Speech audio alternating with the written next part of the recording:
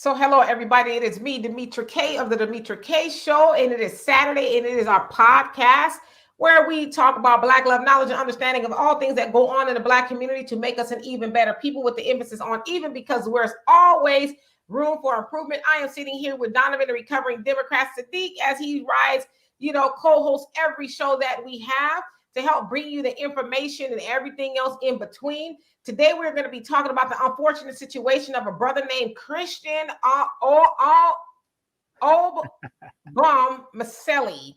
But we'll call him Christian or Toby. I think that's what they called him affectionately. He is of Nigerian descent.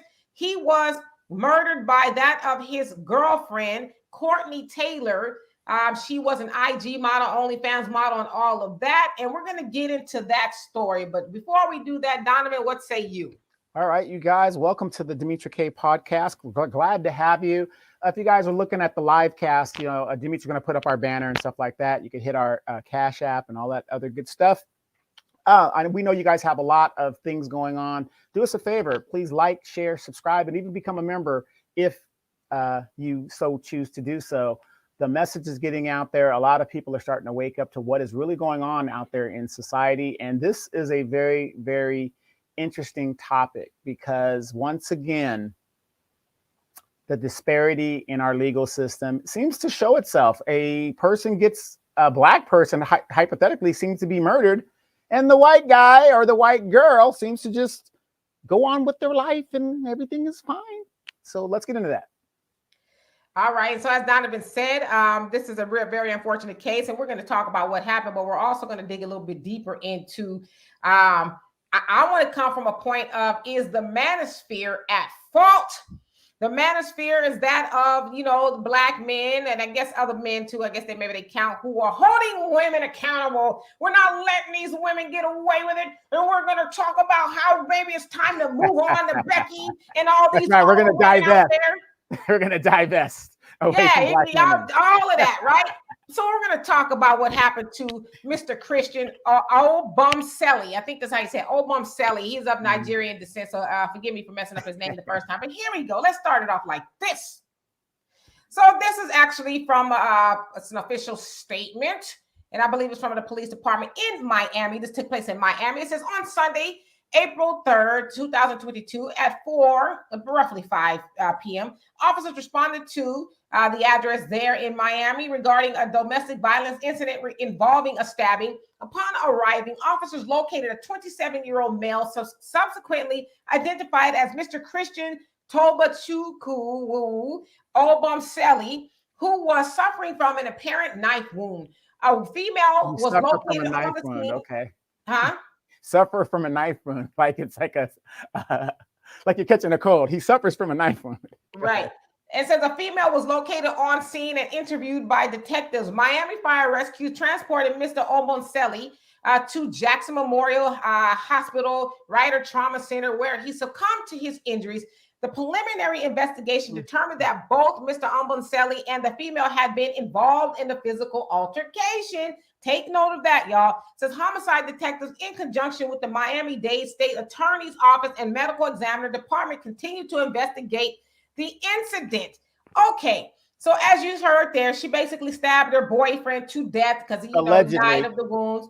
And so they said that they were involved in an altercation before that. Now, it's also said that their neighbors said they would often fight, and the police have been out there on a few occasions due to them fighting. Now, other neighbors and friends that knew them both says, well, we often would see her hitting him.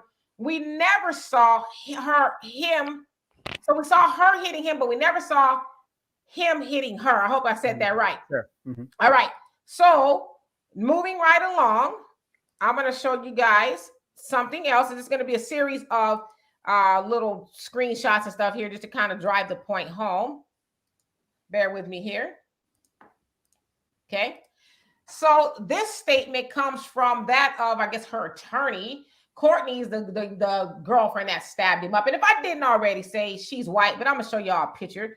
Okay, so clearly it says, clearly none of this was intended, and Courtney is struggling mentally with the aftermath of what occurred that evening. This is a tragedy for all involved, but it was not criminal conduct. Courtney was defending herself, and the investigation will reveal exactly that. So again, her people are saying, well, it was something she had to do. It was self-defense and all of that. So before I go on to where I really want to go with this, I'm going to show y'all the couple. I was going to say lovely couple, but that might not sound. Well, I'll show you her. Okay. I'll show y'all her first. Okay. So that is Courtney. Woo! Fine, Becky. Woo, Becky. Woo, woo. Yes. Go ahead, though. I should have put my raccoon emoji up here, but I didn't. Right. Anyway, so this is Courtney Taylor, 25-year-old girlfriend, Instagram model, and OnlyFans, I guess model. I don't know what they call them on there. Stop saying this Instagram model stuff. These are just people. Well, she has 2 million followers, and she has been in a couple of rap videos, that of G-Eazy, his videos. And so she's been around, so she has amassed quite a following. Never heard of her before myself, but she has. So this is his girlfriend that stabbed him up, for lack of better words. And allegedly. She did, because she did stab him. So she stabbed him up and all of that. All right. So this is her. I wanted to show y'all a picture of her. Okay. Now let me show y'all a picture of them. Okay. So this is the couple, and that is Christian. I think they maybe called him Toby. I'm not for sure, but anyway, that's them together. Oh, nice leg. Yeah, they seem like they're happy there. But as again, a lot of people who knew them said that they would often fight. Okay, so now let's get into a little bit more of why we are here, shall we? Okay, so Christian has been accused of, and I wanted to say this before we get into it, RIP to him. Nobody should ever deserve to lose their life, right? Okay. Mm-hmm. So Christian has been accused of saying some pretty nasty things about that of Black women. So let's start this off here. Let me just pick one, because it's quite a bit of things that he said. Let's see, where'd it go? Oh, did I close? Oh, you know what? I never even uploaded, but I'll show this one, okay? Okay. I'll show this one just to start with. So this one says, Black girls aren't the only ones who can cook in the world. That's right. Seasonless soup made by my Becky is delicious. Is that right? Seasonless soup. Yes. All right, so let me see if I can pull up my other. Oh, I didn't screenshot it. And tacos is not cooking. I'm sorry, Take it over for a little bit, Donovan, yes. while I TV find dinners is not cooking. But the reason why I say alleged is because the fact of the matter is, we don't know what her defense attorney's strategy is going to be. Because like I said, it doesn't make sense how this woman stabbed this man and she's running around and, and it's amazing how they say intended. I didn't intend to kill him, but we got to be sympathetic to her because she didn't intend to kill him. So go easy on her. She has mental issues, whatever. Now, if we use that type of defense, we would still be locked up. So it's just crazy how you could be a certain persuasion and you get all this leniency and, things in your way to let you just walk out of the jail, or, just be free. It's crazy. Absolutely crazy, brother. So some of the things that Mr. Christian was accused of saying goes like this. So I don't know what the OMF means, but I guess that's maybe him, maybe his tagline somewhere, his handle. It says, Black girls are born knowing how to shake they ass. Me, honestly, I don't care. They not my type. Okay. He's from Africa, right? He's Nigerian. Yes, I think he's right. Maybe so, he's born here, but his parents are from yeah, but that's what I'm saying. So that's part of the culture there. I mean, a lot of cultures that have a culture, unlike generic white people who appropriate cultures, all have some kind of dance culture in their culture. So what's he talking about? Right. So then another one, he says, once again, I'm tired of these Black girls in my government class. So apparently he was in college at one point in time. These are old tweets, by the way. And he didn't like the Black girls in his government class. And then he also tweeted the way Black girls disgrace themselves on TV. Okay. Now, they also said there were some tweets where in conversation where he was glorifying that of white women. Unfortunately, I did not get to find that. So I'm going to say allegedly because I have not seen them myself. But as y'all can see, this is kind of the mind of Mr. Christian, who is now deceased at the hands of his white girlfriend, who they, once they arrested her and they had, her, she was bloodied and everything when they got on the scene. I don't want to put the pictures up because you guys can find it if you want. When they got to the scene, and they arrested her, she said she was going to kill herself. And so they put her on what they called a Baker's Act, which is sort of like they have in California, which is 5150. Yeah, where they can hold you for 72 hours psychiatric hold, whether it's the judge, the police, or anybody that determines maybe you're having a mental meltdown or something. So they hold you for 72 hours just to make sure. But as of now, Courtney has not been arrested because, they're kind of trying to investigate whether it was self-defense, like she's saying it was. But again, there's other neighbors and friends that saying we often saw her hit him. We never saw it the other way around. Again, police were often called to their residence. Now it says that wherever he was from, I can't remember where it was, so forgive me. Yeah, I heard he's originally from Houston. They migrated from Houston. Yeah. So he moved to be with her there in Miami in a nice high-rise. I don't need to cut you off, which is kind of possibly really a strong possibility he is from Houston because there is a big Nigerian community there in Houston. Yeah, so I'm not quite sure where he's from, but he moved there to be in Miami with her in her high-rise apartment and all of that. And of course, you guys know the rest is history. His family is devastated due to, their loved one being murdered or, self-defense. He's not here nevertheless, right? By the hands of his girlfriend. And she's, so far has not been arrested. And so they're more or less like, it's kind of hard for us to hear people say, oh, she didn't mean it was self-defense and she's going through all this stuff, but yet our loved one is not here. But there's a lot of people, especially Black women, are like, let Becky and all of them cry for him in that community since he was so doggish to Black women, talking a bunch of crap and, big up in Becky and all of that. Let them cry for him and carry his water behind him getting in that situation. And so, Donovan, before I get into what I really want to get into, what say you about the whole situation? Well, here's my thing. As somebody who's about to get into some law shit myself, I've been watching a lot of Matlock. I've been watching a lot of Perry Mason, Judge the People's Court. I've been getting into it, right? Now, notice, you guys remember a young lady named Jodi Arias. Now, remember, her initial story was a bunch of people came in and, they were going to kill me and they shot Travis and all this other stuff. So, this lady's on psychiatric watch. So we don't know what this story is going to be because there are incidences where people have jumped on a knife 17 times. There's been defenses like that. I didn't stab him. He jumped on the knife 17 times. So where I'm going with this is, and I'm being facetious, where I'm going with this is this. It's amazing that these brothers that do what they do, and it's crazy to me when these foreign brothers come here and they're so anti-white, and it makes me sometimes wonder, is it the colonialism that has gone down through the generations that make them think that white is right or better, or you know what I mean? If you love somebody, just love them. It doesn't matter what their color is or whatever. But to talk down on your own is kind of, I'm not saying anybody deserves something like that, but I am going to say this. Karma is a real thing.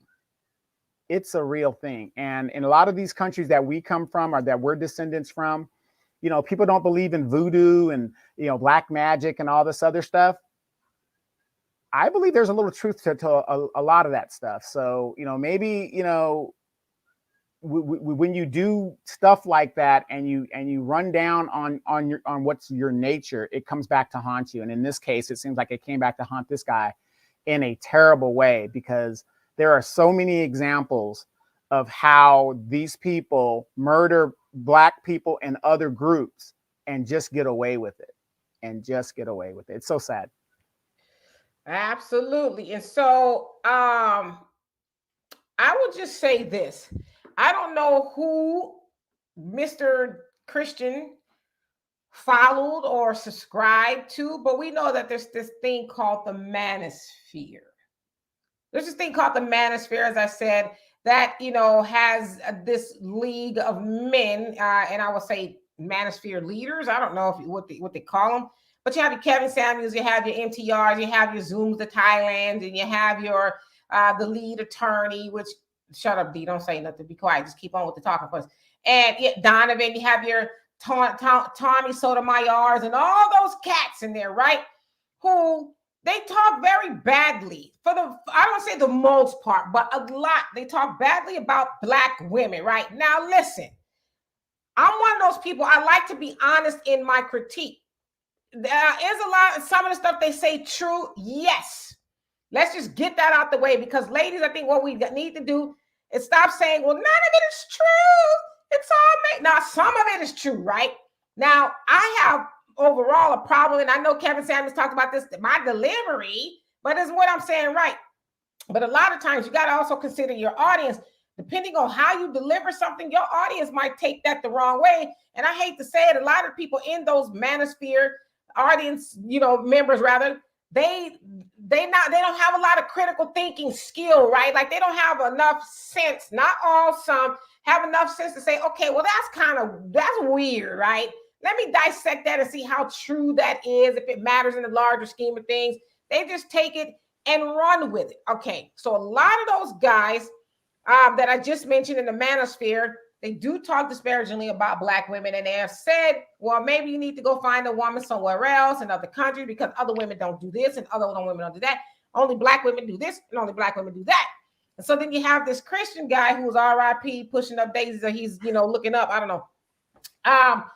He has been murdered by, as which people will say, a Becky, a white woman, right? That sounds like that he was just so glorifying and this, that, and the other. We hear brothers all over the place glorifying white women, Hispanic women, Asian women. But yet, here's this guy who did exactly what people preached about, go get you a white woman or whatever, and he's killed. And so what I want to know is, will the Manosphere show up as pallbearers? Will they bear some sort of responsibility? Because listen, when the sisters are murdered by Brad, we take them to task, and don't try to say that I don't, because you can go check my receipts, boo-boo. I always talk about how the sisters get with the Brads, and those sisters too are what you call the divestors, talking about, oh, I'm going to get me a white man, and white man's better, and they end up pushing up daisies, looking up as well. So we need to have an even conversation about these Black men who run off with the Beckys, and then they end up getting taken up out of here, and like I said, when the Black women do it, the Cynthia G's, and who I don't follow any of those people, they get the blame for it. But what about on the Manosphere side of this conversation about letting go of the Black woman and going to get you the other woman? You bring up a good point. Again, the sad thing is, like you said, you also got to remember some of the people that listen. It's like you said, critical thinking skills is very important. Like I started listening to Tommy Sotomayor like years ago when he early started, right? But I knew that this was entertainment. Was some of the stuff he was saying true? Yes. But I also knew, for me, it was more entertainment. I mean, a lot of that's not based in reality. You can't take a group of people and say, all of them are like this, because that's not true. For Tommy Sotomayor and people like him to say all Black women ain't this, all Black women ain't that, they would have to date all of these Black women in the world and then come to that conclusion. Unfortunately, in reality, there's no way you could do that, because more women are coming of age and things. So you would be a dead man by the time you would get through 5 of them. You'd be dead. So it's so sad that people initially look at this stuff for entertainment, but at the same time, you've got to discern entertainment from reality. Now, this is one of those occasions where reality and the entertainment has crossed the line, and now a person is dead. Now, is he dead because he listened to Tommy Sotomayor and all these other people? Could be. We don't know. He could have been one of those people. But somebody who is a native, has a background of Native African, being a descendant of Nigerian parents and stuff, I'm very sure he was taught historical principles that goes back thousands of years in his tribe and in his family and in his tribe, right? So here in America, and remember when we were in Africa, what did we learn? What is the main thing that we learned when we were in Africa? The main thing that we learned was that people are the same everywhere. What they're doing there is no different than how Black people are being treated here and how we think here. The only difference is they have Black people controlling the government and the police departments and businesses, whereas here we still have the white guy that we could kind of blame and, for all our problems and stuff. So, it's so, because even in South Africa, 70% of the white people control all the wealth. Now, are white people and Black people in South Africa and those countries intermixing? Yes, I'm very sure the colonial white master is still sleeping with the Black woman. And there might be some numbers of the Black men sleeping with the white women. Of course, we didn't see that when we were there. We saw the white man with the Black man. But that's another story. But it's so sad that between both of our groups, men and women, that we are still pointing the finger at each other and thinking that the grass is greener on the other side, when that is not ever the case in any situation you put yourself in. I'm not saying, hey, if I get with the white person, it's going to be better for me. Do you guys see what's happening to Clarence Thomas right now? Do you guys see what's happening to that man? He married a white woman that was a member of a cult when she was younger. And she's still a member of a cult now in the Trump stratosphere. And now it's affecting his job and all these other things. So this is a tragedy. And I hope we get better people to critically think and discern entertainment from actual reality.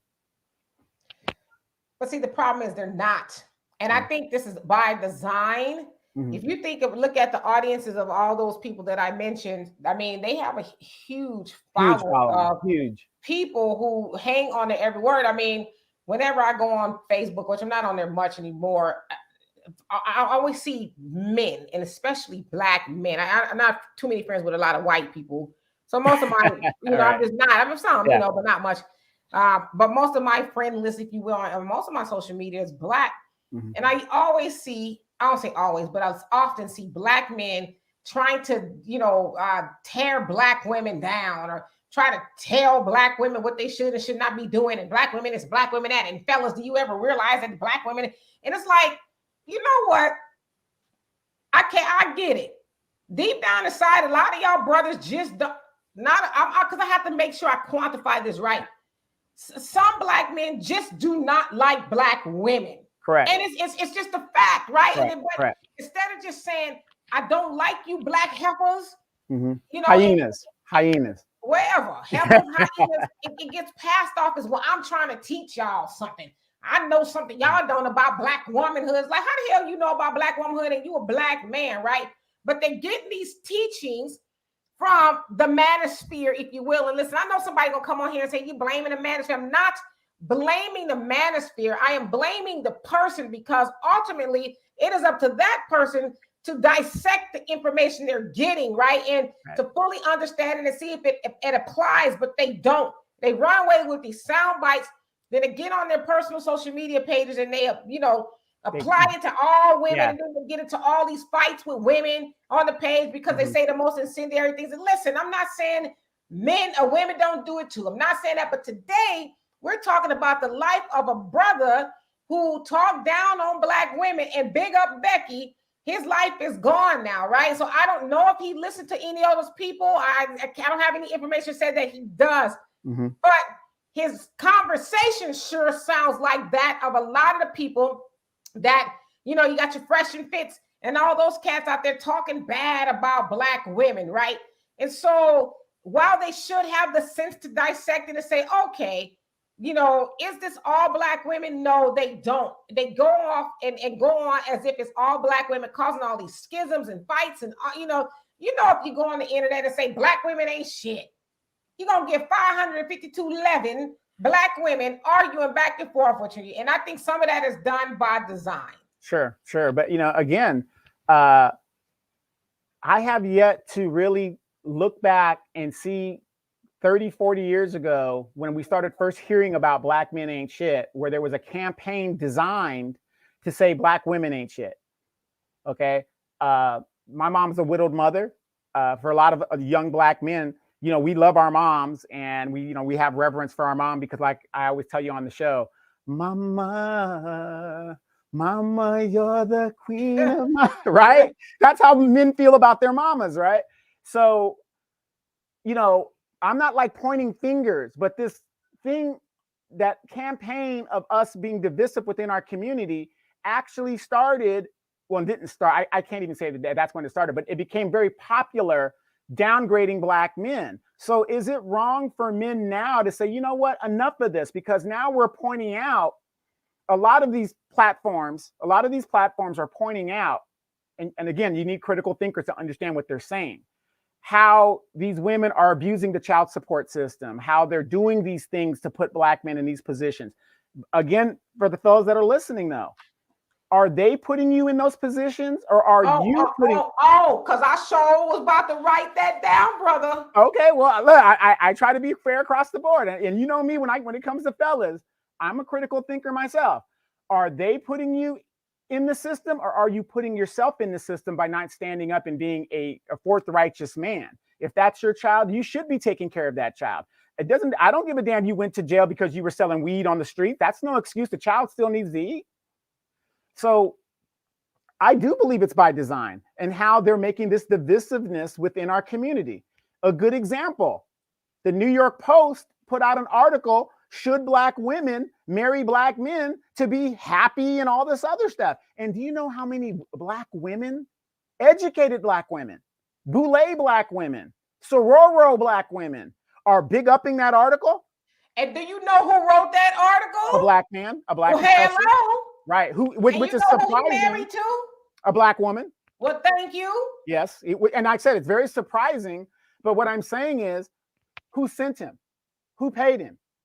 And don't get me wrong, I followed this guy. This guy has been, he wrote this thing like 10 years ago. He's been on this shit for like 10 years into that, trying to tell Black women, maybe you need to, you know, go with Zaddy to better your situation. The book called is Marriage Only for White People. Right, exactly. And, you know, you can't hold a Black man to the same standards you would hold a white man, because again, here we are, Demetra and I, and we do this all the time. We want our money. We're asking for our money. We're asking for nothing less. You give me my reparations, then I could be on equal par with that white man. And okay, let's just think about this, ladies. If Black people, fundamental Black people, got their reparations check, would you guys be saying, because this white man has stolen money that came down generations and I get my reparations check, would that be a better option for you? If it's about the money? If it's about the money, think about that. So you said a lot, brother. And it just, if it's about the money, I mean, see, and that's the other trope I think too that we need to dispel, is that, because I talk about this all the time, Black women, I would say, are probably the only group of women that are taught that if you expect your man to have a little bit of money or to be able to take care of you, just take care of himself, goddammit. That's all. Like, we have lowered the bar, right, from our mom and dad's generation of just, if you could just take care of yourself, right? And I'll be good with that. But why is it that Black women are taught that, and you guys as Black men are taught that if a Black woman is expecting you to have a little bit of cheese, a little bit of bread, she a gold digger. So, you know, to say that it's about, is it about if we all had a reparation check and this, that, and the other, then would our problems go away? I think maybe that's kind of what you're saying. No, because we have other issues, right? So I think money is just a part of it. I don't think it's the main thing. No, it's not the main point. Because there's people with money all the time. I mean, hell, you want to look at Will and Jada, they got plenty of money and they got plenty of problems too. And more money, the more problems. Exactly. Yeah, so, but the other part too is about, you know, black women saying Black men ain't shit. Like, we've had this campaign. Well, first for over 40 years, we've had this campaign. It's been longer than that, but I think we need to go to the root and the origins of all of that, of why that is. When we came over from those slave ships, we didn't have that ideology of Black men ain't shit, and y'all didn't have the ideology of Black women ain't shit. Obviously, that was taught to us from slavery. It was taught to keep the Black woman. A lot of people like to cite the Willie Lynch letter, which has been debunked, that is not even real. Like, it wasn't written in, it's real, but it wasn't written in 1700s like they're saying it was. It was actually written by a Black professor in the 90s to put it forth and act like he got that from the 1700s to try to teach Black people about what white supremacy has done to us. But whatever, I like the book nevertheless. I've read it a few times, giving it away as gifts. But we need to also understand that we as Black people, and especially Black women, have been taught to usurp the man, because when you beat the man down, that was done in slavery. You beat the man down, then he will never rise and take his rightful place in society. And so we got that under control after slavery, obviously during Jim Crow, Black Wall Street, and all of that. But then, yes, civil rights movement came in, and shortly after that, you have the women's movement, feminist movement came in, where we as Black women got on board thinking, oh, well, I'm going to get rid of my man like this white woman. But the white woman didn't get rid of her man. She got rid of his ass from 9 to 5 and took her ass home and had that casserole on the table. And we as Black women fell for that. Now, the other thing that you got to throw in there, that is that when you had, you know, all the destabilization, because we talk about the destabilization of governments everywhere else around the world, but we rarely talk about the destabilization of our people that was done on purpose by a lot of these administrations, from the White House and J. Edgar Hoover, and all of them had a lot to do with that. And so we got to add that stuff in when we just go on, before we go on and say, well, Black women woke up one day and said, my man ain't shit. Now, when I say about the destabilization of Black people, I meant that it took the Black man out the home a lot by imprisoning him and a whole host of things, creating drug addicts. And so there's a lot of things that went into my man ain't shit.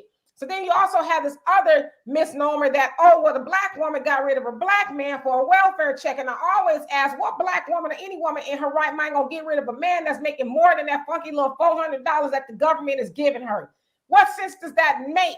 So we gotta, when we say those kind of things, I think we need to throw all of the historical context in it instead of just saying, oh, well, Black women decided that my man ain't shit.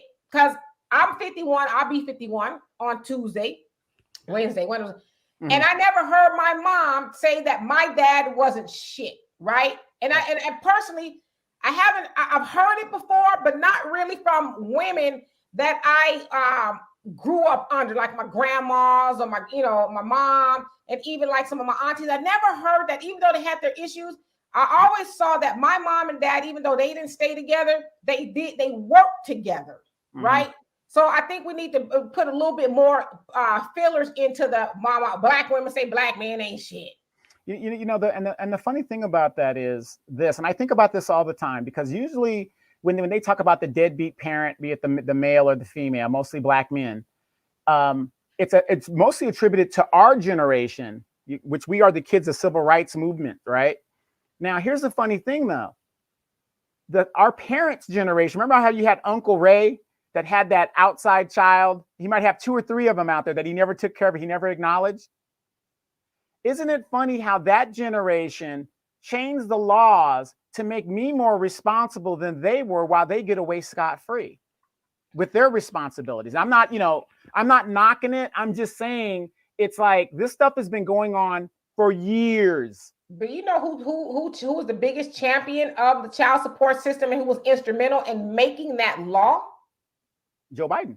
It was Gloria Allred. Gloria Allred, a right. white woman. Right. A white woman who is a lawyer. I haven't seen her from her in a while. Hopefully she's all right, I guess. But she's a big time ambulance chaser. Yeah. But she was really the one that championed it and made sure that they were able to deduct payments, child support payments from the checks of whoever the non-custodial parent was. And let's just call it what it was, mostly men, because women were like, we are not together. And he is not, paying his part as far as taking care of the child. So we need to find a way to make him accountable. And that was, garnishing the wages of your paycheck. And so when I say that to say about Gloria Allred being a white woman, was probably more than likely championing for white women, that child support system issue always gets, well, I don't say always, I won't deal in absolutes, but mostly gets dealt to Black women. Oh, Black women, if they put the white man on it. All the Black women got the man child in the child support system. But it's like, first of all, we need to understand why that child support system is needed. I'm not saying in all cases, because it is abused. Let's just keep it real. But that didn't originate with Black women. Right. But we were charged with abusing it. And actually, you hit the nail on the head. Like I said, you need critical thinkers. The liberation movement was about white women being independent of the white man. And if they stayed with the white man, they wanted equality in bringing more money into the home. They wanted equal pay. So if I'm making a 6-figure salary and I'm a woman, I'm getting $80,000. No, I want the 6-figure salary too, to bring more money into the house. It was about liberating themselves from the white man. then the black women bought into it. But as far as the child support system goes, that system, again, the original deadbeat dad was the white man, wasn't taking his responsibilities. So he has a mistress on the side. That whole thing was really set up to make sure, or when they revamped the laws, that she got paid, on the side. And, they're trying to legitimize the side chick, or whatever you want to call it, the mistress or whatever, so that she can get all this money and all this other stuff, which is, it's kind of sad, because you can't get money from people who don't have it. I mean, I get all of that. I don't know about the whole side piece issue, because I don't know if it meant to legitimize the side piece. I think it really was more or less to make sure that the man is not able to say, "Oh, I ain't got it this week. Right. I know it's been 2 or 3 months, but I ain't got it." So it was a way of the court saying, well, "Okay, we gonna get it since you ain't got it," right? Right. Now, to legitimize the side piece, I don't have any intel on that, but let's just take you at your word that they're legitimizing the side piece. Well, why do you have a side piece that you are getting pregnant and not taking care of that child to the tune of her having to go dig off in your bank account? See, that's what I'm saying. Yeah. Y'all know on this show, we're going to talk about accountability from everybody. It's not going to be one side. I'm not blaming the man. Yeah, side pieces, to me, I think side pieces are horrible people, right? And the dudes that make them side pieces are horrible too.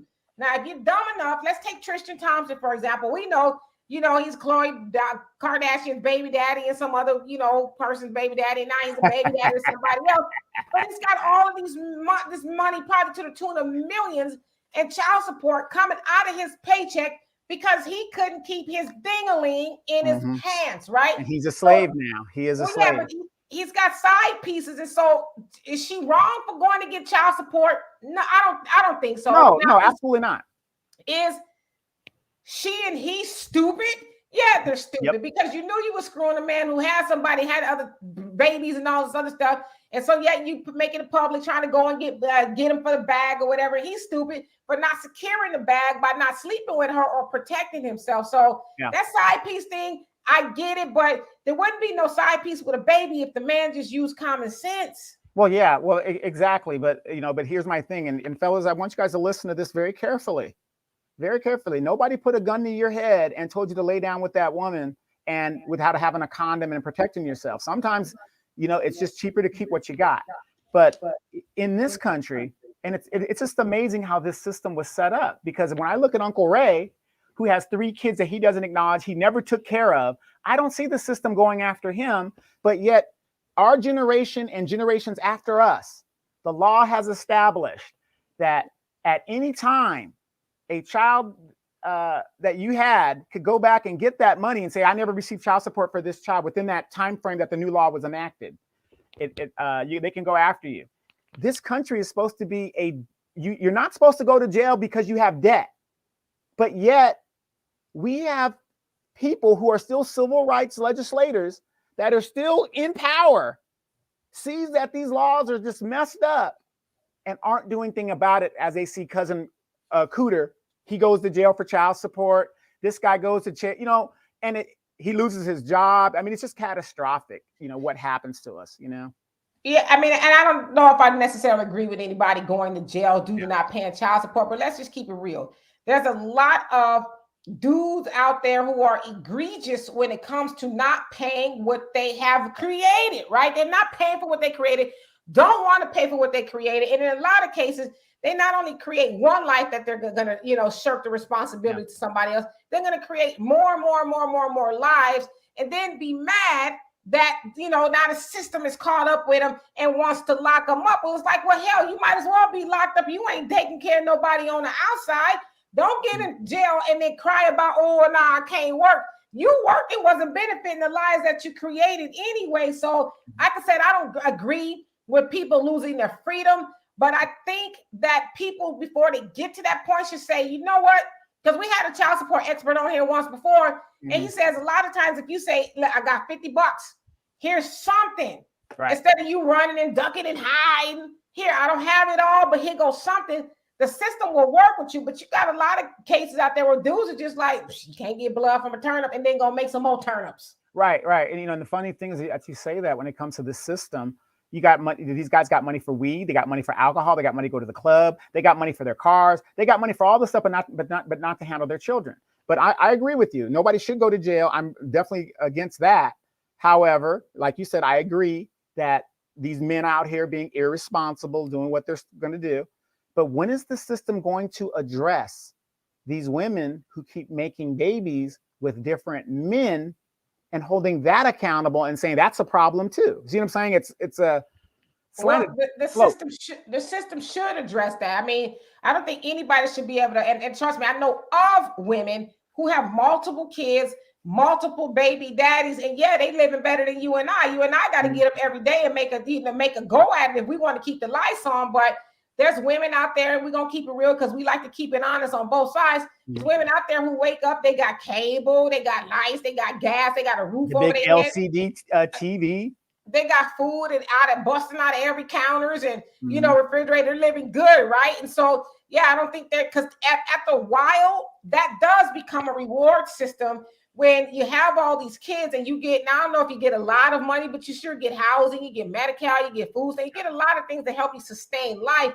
And so I don't agree with that as a reward system. As we know, as the welfare system, it's temporary, assistance for needy families. So it's temporary assistance for needy families. And the key word is temporary.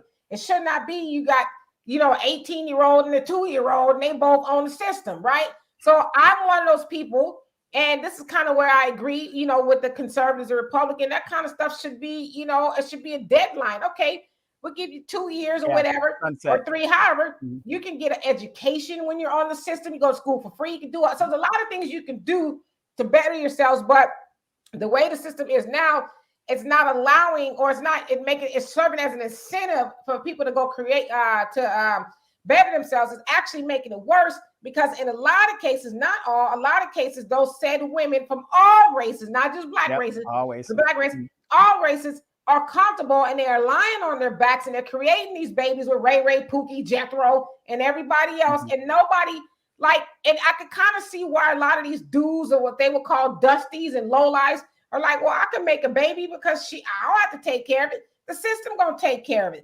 So I think there should be a shelf life to the system and what people are allowed to get. Yeah, another good example that recently came out was the Black China situation. This woman talking about she's a single mom and using that trope, and you don't even have your damn kids, So, coming back to the original thing, it's just like this man that just got murdered by his girlfriend. Is the grass always greener on the other side? Just because they're giving you something, are they giving it to you because they want? My mom always told me this: if they're giving it away, what's wrong with it? Well, and the other thing too is, and I think black men and women need to understand this. See, when Boonquisha kills Ray Ray, her ass is probably gonna go to jail. Yeah, right. Vice versa. But when Becky killed Ray Ray, or when Brad kills Boonquisha, it was self-defense. Oh, well, what she did what she could, and this big black burly Negro was trying to do something to her. So she's not. Listen, I could be wrong, but y'all have called me Nostradamus before. I don't think that a white woman. Yeah, well, Nostradamus. I don't think she's going to jail. I don't think she's gonna. I think they're gonna find a way. Miami too. Miami, a prominent white woman. I'm sure she knows some people. They're gonna say it was self-defense. They've been in arguments before. She was afraid for her life, and she's gonna get off. Right. Or what's the other thing? She's a nice gal. Like that one sister got murdered up in Wisconsin, New York, wherever it was. Oh, he's a nice guy. We don't know, blood everywhere, but hey, he's a nice guy. Yeah, so the other thing too is black people, we need to figure out how to get along with each other. Get along. Are we perfect? No, we're not perfect. And I think that's the other thing. We as black people, and maybe everybody else, but I can only speak to black people. We are sold that black woman has to be perfect. That black man has to be perfect. And if he's not, he's damaged goods. And girl, you need to go on and get you a Brad, or man, go on and leave that black woman alone and zoom to Thailand and all. So we're not perfect, right? We're all a work in progress. We are all evolving as humans, but we got to get it out of our minds that a better woman or man for me is the other man or the other woman. As we can see, that is not true. At least, hell, if you get killed by your own, they're going to be held accountable. But this woman going to go. Matter of fact, they said she had an OnlyFans video up the next day. Now, they said she was also still a 72 hold. So maybe somebody was working for her. She got to make her money. Well, I don't know, but they're saying another video came up, and she was her stuff was kind of business as usual type of thing, but just realize you don't have the protection that you think you do when you are hanging out with those people, especially romantically. And you also got to remember those people are ingrained with an entitlement in this country. That's their whole slogan. I'm white and I'm a minority and I'm this and I'm that. Right now, again, when it comes to the playbook that they're using against him, oh, he's a black man, he's from Africa, he's 6 whatever 2. Look, he's scary looking. Look at his haircut. Look at how he's dressed. He's probably a thug, whatever, right? Demetra, I'm going through litigation right now. You read some of the pleadings in my thing. What was one of the main pleadings that was said against me? You're belligerent. Black man. Oh my God, he's doing this and he's being disruptive and all this other stuff. Now, I'm not a big black man. I'm 163 pounds at 5'10". Very lean. I'm a very lean black man. But it doesn't matter. That is the line you use against black men when you want to get some assistance and quickly. And in my town, it usually takes about 2.5 hours, if they show up at all, to come to get you some assistance. Unless you're being murdered right then and there, you're looking at 45 minutes. I was at an event. They were there in 40 minutes. They arrived within 40 minutes because a black woman who's married to a black man and a white woman who is married to a black man used the police system to come and get me. And, I was reflecting on that, Demetra, and I said, you know what? I could have been killed. I literally could have been killed by these women using total lies against me in regards to when the police showed up. Because when the police showed up, he came out in riot gear and had the riot gun. And then he told me, well, we were told that 35 people are fighting. Who would say something like that? Where? So, again, all you younger black men out there, young men, I'm not saying to not do what you want to do. Love who you want to love, but the grass is not always greener on the other side. And always remember, they have a certain status that they literally believe is their unalienable right. You could be white trailer park. The fact is, you're white, and that's all that matters. Yeah, I mean, and they also know that they have that badge of whiteness to get them out of anything. I mean, anything. How's that you can murder somebody and then say, I was, in fear for my life, but you wasn't in fear for your life when he was blowing your back out. You wasn't in fear for your life and not during any of that kind of stuff. But all of a sudden, when you take the lives, I was in fear for my life. But, at some point in time, I think we're going to learn, and it's unfortunately that we, especially seeing this younger generation, continue to fall prey to that. And so what I wonder is, who is directly influencing them? Now, I always say, if anybody outside of your parents are more influential, then the problem is on the parents, not everybody else. And so at the end of the day, he can ask the question, was he watching Kevin Samuels or anybody else in the Manosphere, the Fresh and Fit people, whoever they are? Jonathan Sadiq. Right. He might have been, but at the end of the day, his, natural circle of influence, which I'd imagine would be his parents, they probably bear some blame in that your son is running around here talking greasy about black women, and he's Nigerian. I even went on Twitter, and then the Nigerian women was like, well, we don't want him either. Since he talking bad about black women, we don't claim him either. Let the white women cry for him. But, this younger generation is falling prey to the ideology of, oh, well, the black woman ain't for me. It's another woman is for me. And it's like, you big dummy, as you can see, that never works out in your favor. I can't think your mama black. Well, I mean, I don't know what he's been learning from his mom, but as you can see, I mean, I can't think of anybody in the recent times, anybody white that has been held accountable for taking the life of their black, whether it's co-worker, boyfriend, girlfriend, or whoever, right? Even the black lady who was hanging out with the football moms or soccer moms or something, she spent the night with them. It was the only black woman there, and they said that she was drunk and fell off the balcony, but when the coroner did an autopsy, it was like, nah, it looked like somebody beat the hell out of her. But because it was a bunch of white people, they got away with it and said, oh, they ruled it an accident. But they was like, nah, this something happened to this lady. Yeah, it And didn't add up. It comes out that a lot of the women were married to law enforcement and that kind of stuff. And so, of course, this black lady's death was going to be ruled an accident instead of a homicide. Right. And it could be what you're hearing about these gang rituals and stuff, because we know the police departments around the nation are sovereign citizens, and they're a gang within themselves because they're above the law. Sovereign citizen is somebody that believes the laws in the United States don't apply to them. So that perfectly describes the police department. You did a story about a young man, another African of African descent, that went hunting with a bunch of white people, and they recently ruled nothing to see here. Yeah, he's from Jamaica, actually. Oh, Jamaica. I'm sorry. Yeah. And his name, Peter something. His name escapes my. His name was Peter. Mm-hmm. But anyway, yeah, he was of Jamaican descent, and he goes off hunting with some white co-workers, and his girlfriend was like, you sure you want to do that? And he's like, yeah, be fine. Because Brad's my buddy. We go way back, me and Brad. Yeah. Yeah, well, he hadn't been over here that long. I think 2 years is where he was, fresh from Jamaica.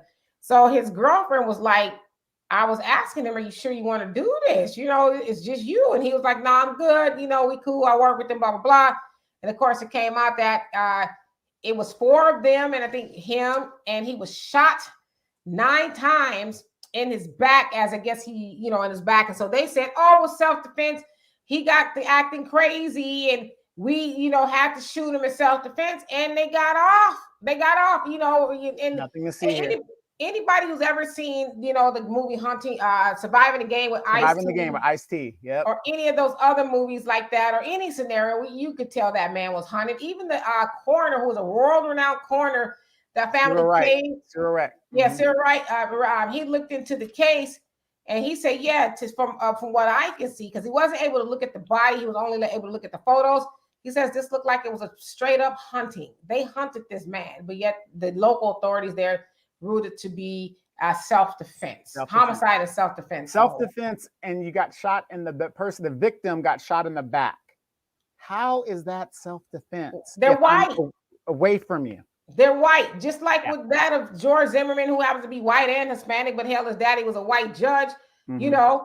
He got off on self-defense, standing ground, even though Trayvon Martin wasn't even nowhere in the vicinity of him, but he got away with it. So I think the common denominator that we need to take away from this is that when you are white, you're going to get away with it, especially if it's something to do with, most of the time you get away with it. Lately, we're seeing like the Ahmaud Arbery case, things like that, George Floyd, white people being held accountable, but that's not the norm. Those are anomalies, right? And if you think about I'm glad you brought that up too, because even those people aren't being held to the maximum. They're trying to get out, with the minimum sentence that they can get out possible. Yeah. Well, the killers of Ahmaud Arbery, they're never going to get out. Yeah, they're never going to get out. Tried by the state and by the feds. Amber Geiger, she tried to get out.